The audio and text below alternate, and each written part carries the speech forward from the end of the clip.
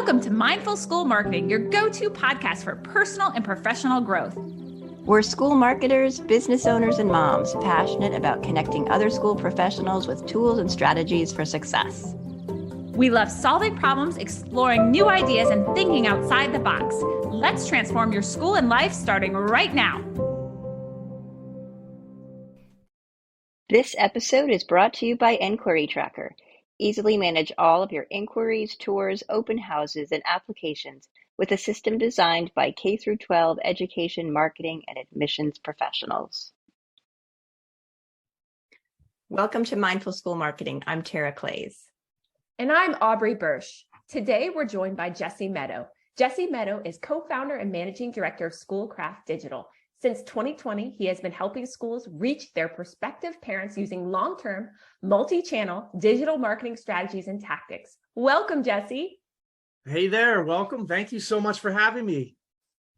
We're so glad to meet you and have you on the show today. Can you tell us a little bit more about yourself?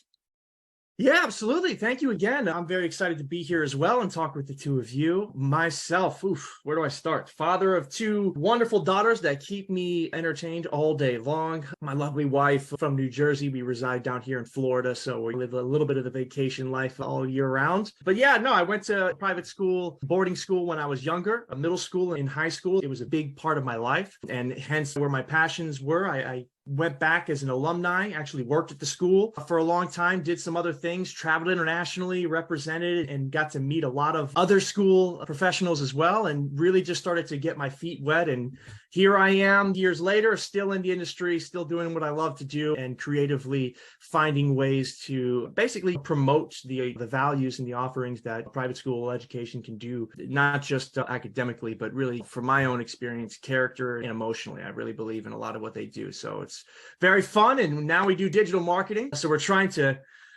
bring schools from the antiquated days of print and mailers and billboards and trying to expand that a little bit into the parents of today and making sure that they're getting the consistent luxury item marketing that the rest of the industries are doing these days.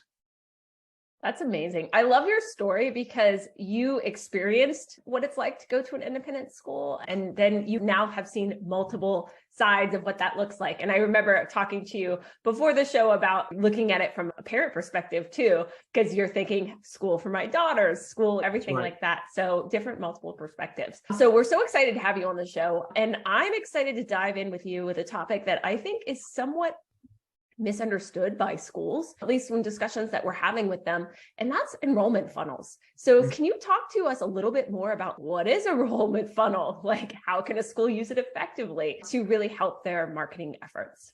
Yeah, absolutely. This has been a big educational piece as we go through the process of talking with schools as well. But typically an enrollment funnel, essentially it's the student journey or the family journey, prospect, inquiries, applicants, enrolled. But in marketing terms, it generally follows much of the same thing as a sales funnel. We modify it a little bit, but basically you're going to have that brand awareness stage, getting your name out there, getting families to know that you exist and what you offer. Obviously, getting them to take that action, decision making. Okay, we're going a little bit further down that funnel. On the conversion end, usually that it tends to be an application. Getting that application in, that's the strongest way to show that enrollment. And then there's the advocacy part. That's really after the marketing piece. There's a lot of marketing that goes into it. As far as us on the paid side, what we do, that's really more of the schools, but that's going to be your attrition. How are you nurturing the leads that you're getting through the enrollment process? The current students you have, how are you nurturing them, giving them a great experience that they want to return every year, and really become advocates and ambassadors for the school. Essentially, it follows a lot of the model of the sales funnel, but using some of the key points, I would say, that an admissions or an enrollment manager might be able to use with their normal enrollment season. I don't know if that helps explain it for you at all. It does. I think it can seem overwhelming because there are so many pieces and how they fit together. What parts of the funnel do you think get the least attention or are the most challenging for schools? The biggest thing we've noticed with school, they're big on checking boxes. They are thinking that they're doing a full-on marketing when it's really just a few months out of the year. It's really just going to be a few different advertisements or content pieces that they're pushing out at certain times. Really, they think they're hitting this marketing piece where really what we've dubbed it is it's more of a random acts of marketing. Everything is really focused on the conversion. Hey, let's put this out here. Let's get registrations, let's get applications, or let's get inquiries, or let's get tours. And that's really, I think for schools, they miss a lot of the top of the funnel because it doesn't have a lot of action to it. It's really more about brand awareness. You're not really looking for conversions at this point. So that top of the funnel, I think, is non-existent for many schools. It's really action and conversion. And then in the engagement part that we like to use, or the advocacy part at the end, I think schools are aware of it. And I think that they do their balancing acts as best they can on how to get good retention and keep those families engaged. But I would say that top of the funnel, that brand awareness, that reach stage of the funnel is pretty much non-existent for schools. The value of it, it's obviously valuable in a long-term marketing solution. I mean, you're talking year over year. You want to have your name out there. You want to build that brand recognition. But on the school's end, everyone's tight with budget, tight with bandwidth. You're talking extra effort, extra money going into something that the ROI is not so directly linked, and it's such a long-term part of the funnel that maybe it's not the biggest initiative that schools will have when they set out their marketing plans. That makes a lot of sense. I'm curious, can you talk a little bit more, like, how does one think about the top of the funnel? If that seems to be one of the maybe overlooked areas, how does one kind of look at it and maybe think about it differently in terms of how it can better serve their school? So I would say a lot of the mailers that actually go out that schools like to do, they usually do it for open houses or different events that they have. That's a very top of the funnel kind of thing. I know they're trying to get an action out of that, but that is more of an awareness thing. A billboard that they put up, or some schools, they have the movie theaters where they have the advertisements before the movies. Maybe not so much anymore since the pandemic, but those are types of magazine articles, a great one if you're in a magazine at all. Those are very top of the funnel things. That's not something that's going to designate an action for you, but it is an awareness that when you come in later with an action piece, that awareness is there, that research is there. And another thing I would like to say that's very important on the top of the funnel, the generation of parents today are digital natives. The ghost applicants that everyone has seen is only going to rise. They are doing their research before they get to you. By the time parents like myself or anyone else, they're going to be checking you out. They're going to be redoing their own research. The fact that 70, maybe even 80% of that whole process is done by the time I contact you means what are you doing in the beginning stages of that to make them aware of what your values are? What is your story? What are you offering? So I like to say that top of the funnel is a great way to, one, build the brand. If you got a great logo, especially if you've done any new projects or a new branding that you've done, maybe an acquisition of another campus or another school, those are great top of the funnels. Just get your name out there. But really, it's a supportive effort. So when you come in with those strong calls, it's not the first time they're hearing about you. And like I said, that research portion of families, you really want to be proactive in that and to think about it in terms of what are they finding out about us and what are we putting out there? You can control that. And that's really going to be a lot of the top of the funnel, even if it doesn't directly go to an application right away. That makes a lot of sense. And I can see how that would be something that's missed because it's hard to do. Yeah. But let's talk about now another part of the funnel that's hard to do, and that's conversions. So what sort of conversions should schools see at each part of the funnel to move them through it? That is a very good question. And it can vary a lot depending on what your campaign is. We always talk about what are the goals of the campaign. Some of them can be a little bit more specifically. Some of them can be very broad. We've had campaigns where the goal was their school was filled up, but they used a lot of financial aid to get there. So we were supposed to be attracting a lot of higher income threshold families. So those goals and conversions will be different from a general one. So that will depend. I would say on a general basis, if you were to think of the stages as what they are, then whatever your specific campaign goal is, it will fit inside of that. And for example, the reach stage, your brand awareness stage. This is when they're going to be researching your school. This is when they're going to be trying to find out a little bit more about you. Metrics that revolve around research are going to be great conversion metrics to look at. How long are they spending on whatever landing page that you're sending? If you're bringing them to your website, are they going to multiple pages? What is their exit rate? Obviously, Whenever you're doing paid marketing, you want to look at your click-through rate. Is this message actually working with our audience group? But really, it's going to be those, how many new users are we engaging them? How long are they spending? Are we seeing that they're looking at different things? That's going to be great conversion metrics for a brand awareness stage. And when you get down to an action stage, that decision making, these are smaller actions. This is not what we're talking about, the application. A tour might be involved in an action stage, but definitely open house registrations. If you've got a special event or a carnival or something that you're opening up to the public, what are the registrations for that on?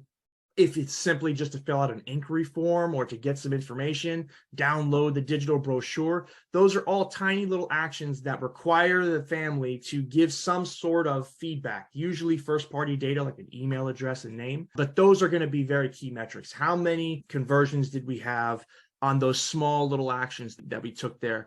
I would say sometimes with this stage, bounce rate is going to be huge for the action stage, because bounce rate is really going to be, they went to whatever page we're driving them to and they took an action, or they didn't take an action. And the whole point of this stage is for them to take an action. So bounce rate is going to be a key component that's going to be added into this decision-making stage, keeping an eye on that. If that starts to get a little bit higher, you may want to look at the design layouts. Is your call to action clear enough? Is it easy enough to find? So things like that. I wouldn't say time on page is going to be the hugest thing like it is in brand awareness, because you're asking them to do a direct thing. And if you've done your job, you've taken them exactly where they need to go. So it shouldn't be too time consuming to do.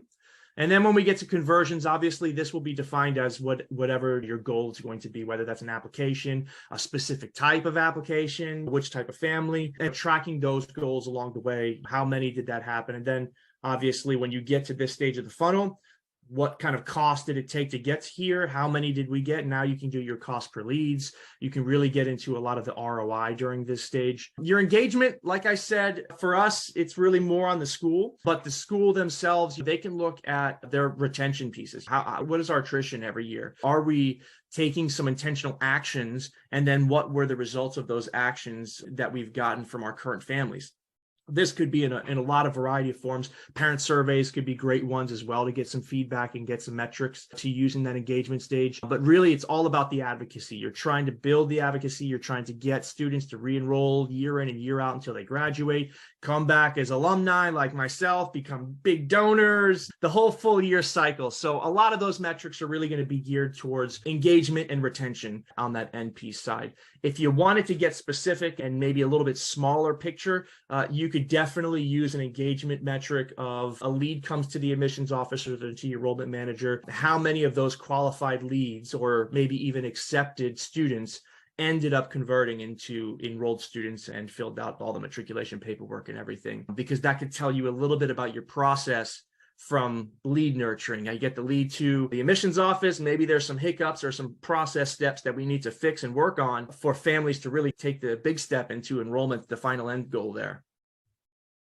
Yeah, I had two things I wanted to ask you about, but I'm going to start with Google Analytics, because all the things that you're talking about, I would hope that most admissions people who are working on digital marketing are looking at their Google Analytics. I just want to make a reference point for people that this information, these metrics and data that you're referring to, in case they're not aware of it, that's information that comes from Google Analytics and Google Ads, right? That's right. Am I correct? Okay. That's right.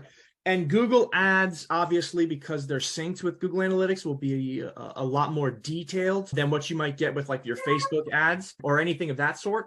But the Google Analytics side of things does track anything that's on the website. So even if you're doing separate ad hoc campaigns on different platforms, all of that detail will still be getting built up and the data getting sent to you via Google Analytics. So if you go in there, you can look at behaviors, you can look on the acquisition side, and that will really give you a breakdown of what you're trying to look for. And like I said, when you're looking at things, especially at the brand awareness stage, what are metrics that you would think someone that's researching you, what are those kind of metrics? Time on page and things like that. All of that is in Google Analytics.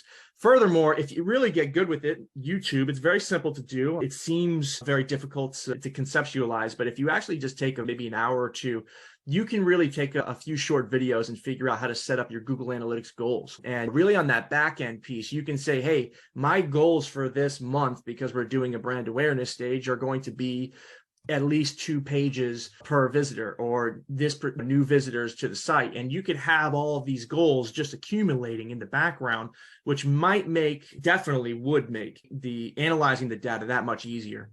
Yeah, I love working with goals in Google Analytics. It's almost like a hidden treasure there. I want to also dive in a little bit to the other part that you mentioned. You talked about lead nurturing, and we've talked to a lot of guests about that relationship building and how that can often fall off for schools because they're not managing. Once the leads come in, they're not managing those.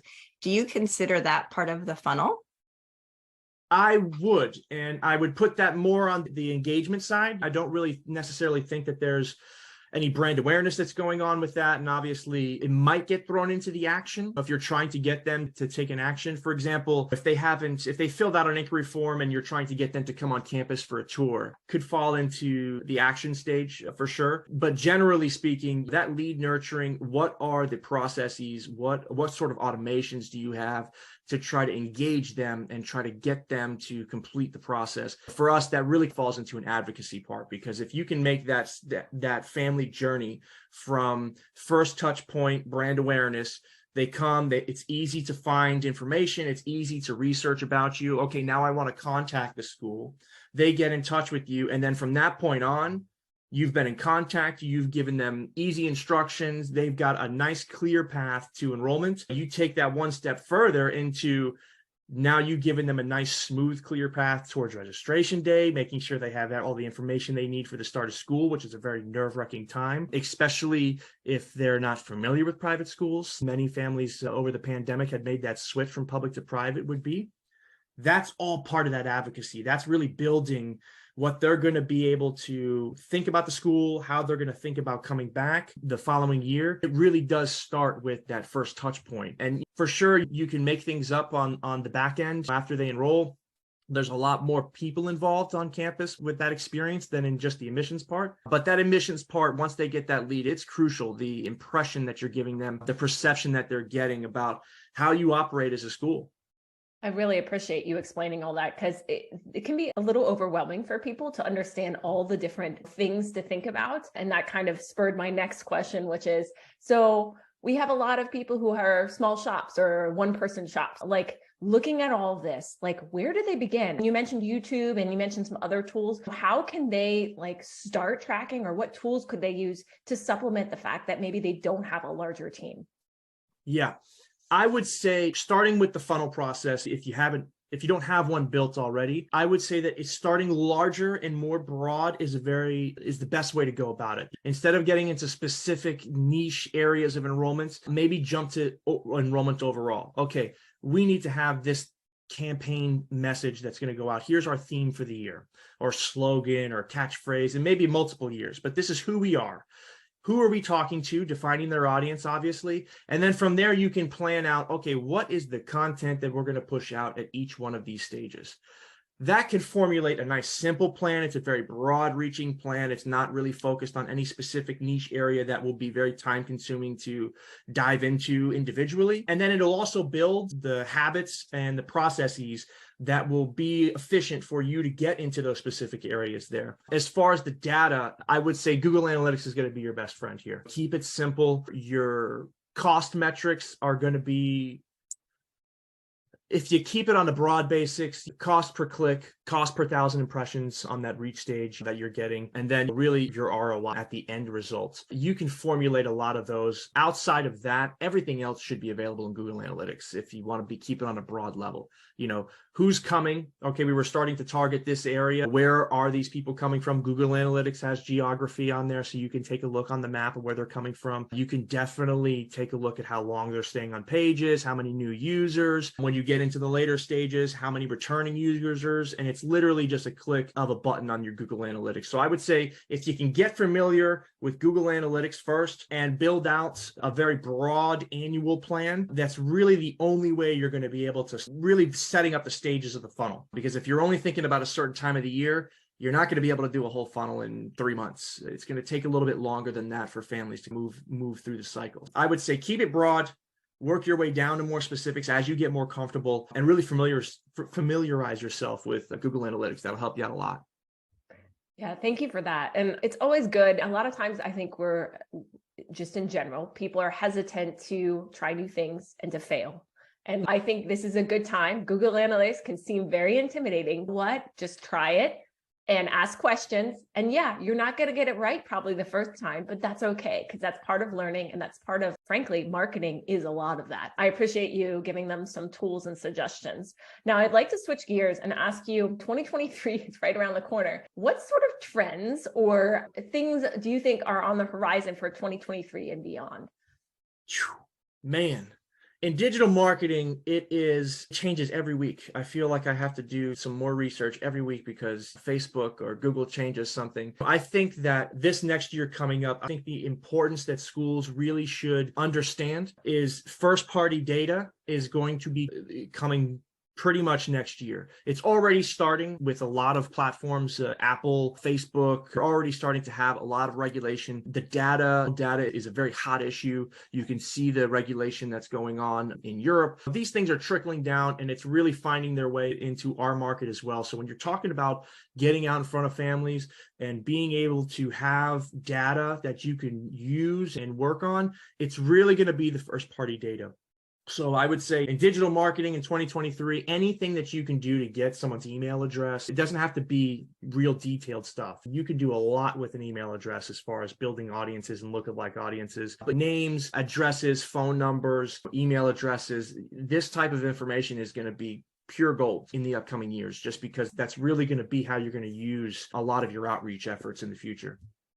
Thanks for that. I love learning about what's coming down the pike and hearing predictions for what's next. Who knows what's around? And I wish I had a crystal ball, but sometimes you never know. That was actually supposed to have already happened. Google's pushed it back a year. We'll see how it goes. But digital marketing, it keeps you on your toes all the time. And I will say this on a personal level, like organizational level, one thing that I have noticed that I feel is happening with schools from the conferences and the people I've talked to, there seems to be a very big understanding now of the importance of digital marketing. And even more than that, on a broader scale, the importance of the admissions department and communications department talking together. That seems to be, I can't even tell you how many conversations where I've been like, this is great. We even went to the conference, Enrollment Management Association, EMA conference recently, and they had communications people there. The admissions team brought them, so that they can understand, hey, this is what we're seeing. These are the trends. These are where we need to be. So that communication and that marriage between the two really comes together. And I feel that organizationally, that seems to be a great trend, and I hope it keeps going, and I will be a proponent of that any way I can. Yeah, for sure. I want to move on to a question about mindfulness, because we always ask our guests about mindfulness. It's something that we pay a lot of attention to, and that applies to all aspects of life, depending on how you define it. So can you share about how you define mindfulness and how you might apply it to working with digital marketing? Yeah, mindfulness, you can't really see it here. I got a little corner, my little cubby corner over here. That's my mindfulness corner right there. I've got all my little incense and everything. I go over, my reading nook is over there with my big library. For me, it's really about awareness, keeping perspective. It's very difficult to do. And what I've learned really working in schools, that was probably the first job where I had to wear like 10 hats at the same time. It was fine so much when I was the 9-to-5er. And then I jumped over to residential life where we had the boarding population, and it just never stopped. So making sure that you're, and now where I am now, trying to run the digital marketing agency, it's very difficult to keep mindfulness on the forefront. For me, I literally schedule block for reflection. You might not need to go that far. I feel that reflection is huge, and that could be, I do that in my personal life, but I also do it professionally in my work life. Hey, what did we do here? What did we want? What ended up happening? For me, a lot of what I do is build out processes. So, what's working well, what's not working well? Is this helping to achieve? In digital marketing, mindfulness for me is, hey, try to take a break. There's a lot there's a lot of rabbit holes you can go down and fill your entire time, but sometimes take a step back, have some reflection about what's happening, where you're trying to go, and really nail in and hone in on what's working well from that reflection piece. That's great and so powerful. Taking a step back in general just sometimes gives you perspective on where you need to go. So thank you. That's really helpful. So we're going to transition into our rapid fire questions. Are you ready? I hope so. All right. This is one of my favorite. If you could put one book as mandatory reading in the high school curriculum, what would it be? It's got, listen, I finished a book, the last book I finished in September, Atomic Habits. It's got to be Atomic Habits. It blew my mind. It's changed ever since September. My whole life has been different from this book. And it's for a curriculum piece. If you can build something around it, if you can get kids, if I had those habits and tactics and mindset at that point, the sky's the limit for what I was able to achieve from that age. So I would say Atomic Habits I think it's James Clear. Yeah. We are fans of that book. I'm also like a disciple of that. And it's been mentioned by many of our guests. So we do have a Goodreads list that I like to plug where we have just a fabulous list of great books to check out, and Atomic Habits is already on it. Okay. Sorry I couldn't add more, but maybe one more vote. Hey, which school's going to do this first? I am going to recommend my children's school. I'm going to send them a copy because I loved how you said weave into the curriculum. I was like, oh, meanwhile, I was just going to force my children to read all these books. But what if my school could weave it into the curriculum? So I like your thinking. Thank you. Yeah. The next rapid fire question is, what's one app you could not live without?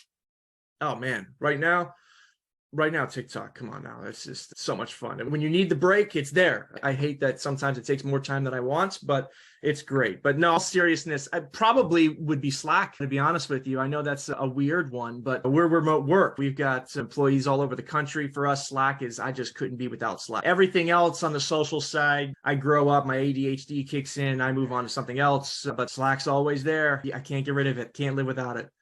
That knock sound. That's right. Yeah. We use Slack too, and I love it. And I'm surprised more schools don't use it because school teams could really benefit instead of sending each other emails all the time. Yeah, thanks for that. Now, you already mentioned Atomic Habits, but what are you reading right now? Oh man, I'm reading Never Split the Difference. It's Chris Voss book, and I got to tell you, it's been great. I like that one too. It's basically a former FBI agent talking about negotiation tactics. And a lot of the references that he uses are obviously based off of hostage situations or things like this, but strategies and the mindsets behind them can really be applied to so many different things. And just a funny story really quick. I remember reading it. I think it was actually just a few weeks ago. I was in bed. My wife was actually TikToking, and I'm reading this piece. I finish this paragraph. I take a deep breath. I look at my wife. I say, this book is not good for you because this is teaching me exactly how to plan, how to get what I want, and how to really organize this thought process. I said, I need to put this book down or we're going to get into a lot of fights. Oh my gosh, that's funny. I love that book. I also watched his masterclass, which was intriguing. Oh, I didn't know. I have to check that out. Good to know. Yeah. All right. We're going to wrap up with our last question, which is, what is one great piece of advice that you'd like to leave us with, Jesse? Top of mind, it's focus on the process, not the end goal. Something I learned from Atomic Habits. End goals are very important to have. Your focus day in, day out, it really should be on building the habit and building the process, because in the end, you'll reach your goal. And then what? If you have a good process, if you have good habits, you'll just continue to have new end goals to continue to climb that mountain. So I would say focus on the process. Great. Thank you so much, Jesse. We really appreciated your time. Where can people find you online? Sure. Yeah, we're available on any of the social media platforms, Schoolcraft Digital. You can look us up. We're also at www.schoolcraftdigital.com. You can reach out any which way that you have there. And we have plenty of ways to find us on that website. Thank you so much, Jesse. We loved having you here, and I know our audience will find this conversation very valuable. Thank you. Sure hope. Thank you so much for having me. I really appreciate it. Thanks. Bye-bye. Bye. Bye.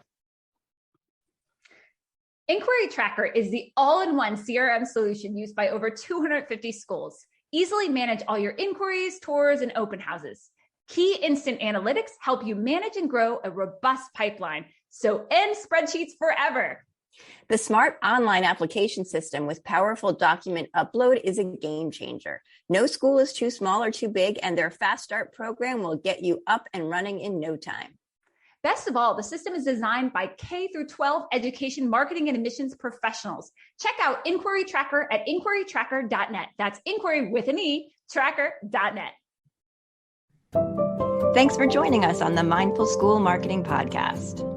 We'd love it if you pop into iTunes and leave a review, 5-star preferred. Let us know how you like the show. It helps us improve what we're doing and helps others find us too.